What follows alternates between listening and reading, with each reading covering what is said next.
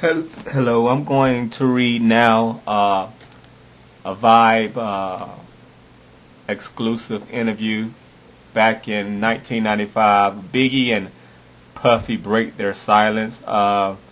This interview happened probably around, I think around after Tupac's jail interview. Well, this happened after Tupac got out of prison. And this happened after Tupac made the song Hit 'Em Up. And this is when Biggie and Puffy break their silence because at the time Tupac was accusing Bad Boy of setting him up, and which I always thought was bullshit. Bad Boy didn't say, Puffy didn't. I never believed Puffy set up Tupac to get shot. I never believed Biggie set up Tupac to get shot because why would they? You know, Biggie and Puffy was cool with Pac for a while.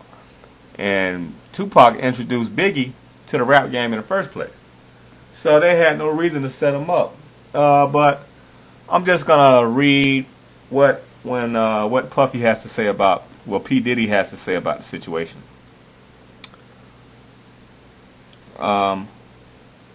Okay, and the link is in the description so you can check it out also.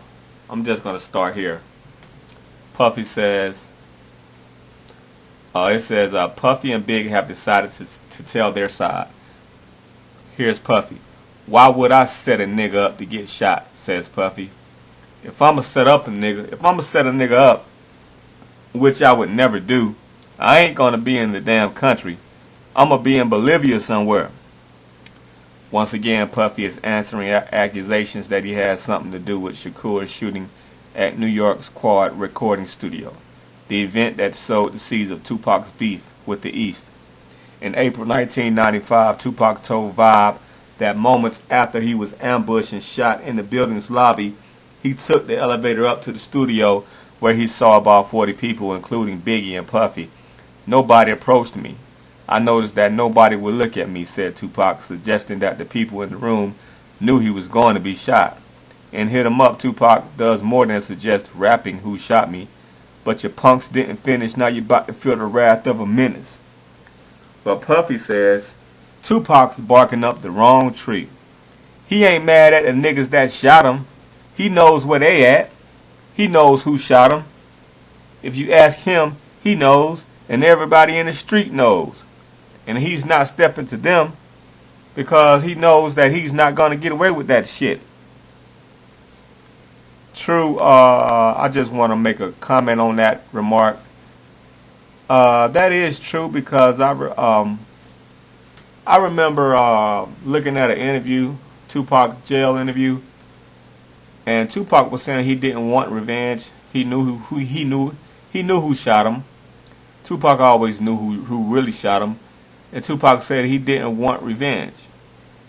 And this was because of one of the outlaws says, we know the nigga, we can get the niggas that shot you. And Tupac was like, nah, I don't want revenge. You know, I fuck thug life.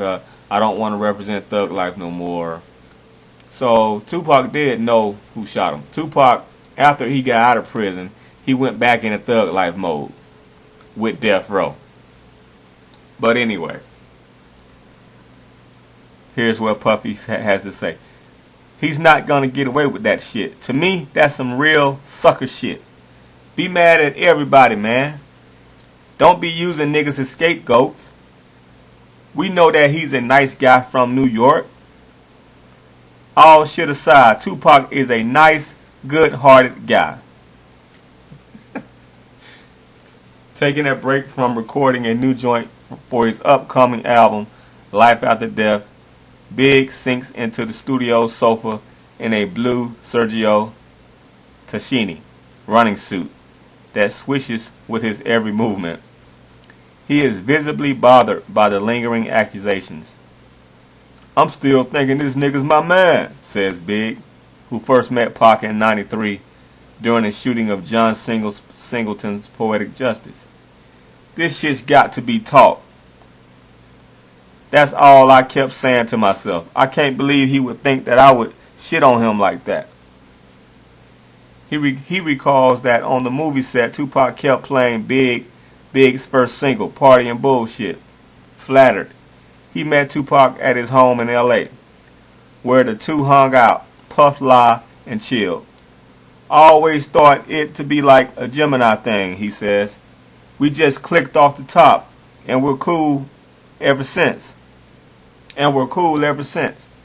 Despite all the talk, Big claims he remained loyal to his partner in rhyme through thick and thin. Honestly, I didn't have no problem with the nigga, Big says. There's shit that motherfuckers don't know. I saw situations and how shit was going, and I tried to school the nigga. I was there when he bought his first Rolex, but I wasn't in a position to be rolling like that. I think Tupac felt more comfortable with the dudes he was hanging with because they had just as much money as him.